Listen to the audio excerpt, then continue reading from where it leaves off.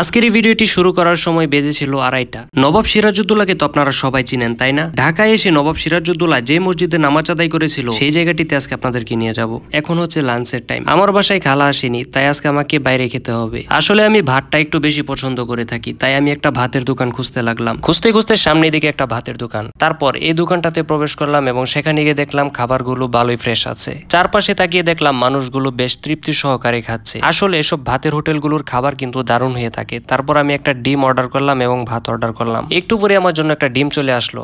আসলে এই ডিমটা কেমন তা খাওয়ার পর বোঝা যাবে। ঈদের মধ্যে প্রচুর পরিমাণে মাছ মাংস খাওয়া হয়েছে, তাই ভাবলাম যে একটা ডিম খাই। ডিম বহুদিন যাবত খাই না, তাই একটা ডিম অর্ডার করলাম। আসলে ভাতের হোটেলে বসে খাওয়াটা আমার কাছে খুবই ভালো লেগে থাকে এবং এটা আমি খুবই এনজয় করে থাকি। খেয়ে দেখলাম ডিমটা মোটামুটি ছিল এভারেজ আর কি। এই হোটেল থেকে আমি একদিন ভাত কিনেছিলাম এবং ভাতটা অনেক বেশি ঝরঝরে ছিল, তাই আমি এখানে আজকে খেতে আসলাম। আসলে তারা ডিমটা আরেকটু ভালো করলেও পারতো, তবে একবারে খারাপ না, মোটামুটি আমার কাছে ভালোই লেগেছে। তারপর খাওয়া দাওয়া শেষ করে বের হয়ে পড়লাম সেই মসজিদে যাওয়ার উদ্দেশ্যে। আসলে মসজিদটা একটু দূরে ছিল, আমাকে হেঁটে যেতে হবে। এখানে ট্রান্সপোর্টের ব্যবস্থা আছে, তবে আমি হেঁটে যাওয়াটাই বেশি স্বাচ্ছন্দ্য বোধ করি। আসলে যে মসজিদে নবাব সিরাজউদ্দৌলা নামাজ আদায় করেছিলেন সেই মসজিদটা লালবাগ কেল্লার ভিতরে অবস্থিত। এই লালবাগ কেল্লার মসজিদটা নির্মাণ করেছিলেন আজম শাহ। আজম শাহ যখন 15 মাসের জন্য ঢাকাতে এসেছিলেন তখন তিনি এই মসজিদটা এবং তার অফিসটা নির্মাণ করেছিলেন। এটা হচ্ছে মসজিদে ঢোকার গেট। এখান দিয়ে মসজিদে প্রবেশ করা হয়, কিন্তু ওই গেট দিয়ে প্রবেশ করলে 30 টাকা দিতে হয়, কিন্তু এখান দিয়ে মাগনা প্রবেশ করা যায়। অনেক দর্শনার্থী রয়েছে যারা এখান দিয়ে প্রবেশ করে এবং লালবাগটা পুরোটা দেখে ফেলে। এটা একটা ট্রিক্স। সবাইকে বলে দিলাম, আপনাদের যাদের টাকা থাকে না তারা এই গেটটা দিয়ে প্রবেশ করবেন এবং লালবাগ পুরোটা দেখতে পারবেন।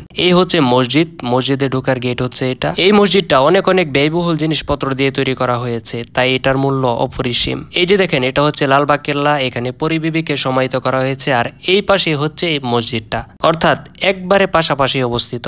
এখানেই নবাব সিরাজউদ্দৌলা এসে নামাজ আদায় করেছিলেন। এই মসজিদটা সম্পর্কে আমার একটা ব্লগ আসবে, সম্পূর্ণ ইতিহাস তুলে ধরবো এই মসজিদটা সম্পর্কে। মুঘল রাজারা বাংলাদেশে অনেক অনেক মসজিদ তৈরি করেছিলেন আর প্রত্যেকটি মসজিদ তৈরি করা হয়েছিল খুবই ব্যয়বহুল ভাবে। এই মসজিদটা দেখে মনে হচ্ছে এটা পোড়ামাটির তৈরি, কিন্তু এটা আসলে পোড়ামাটির তৈরি নয়। এটা হচ্ছে ইট, সিমেন্ট এবং লাল সুরকির মিশ্রণে তৈরি। মুঘল রাজারা তারা যেখানে বাস করতেন পাশে একটি মসজিদ নির্মাণ করতেন। আসলে মুঘল রাজারা ছিলেন খুবই শৌখিন প্রকৃতির। তারা একটা জিনিস নির্মাণ করলে সেটা অনেক ব্যয়বহুল ভাবে নির্মাণ করত।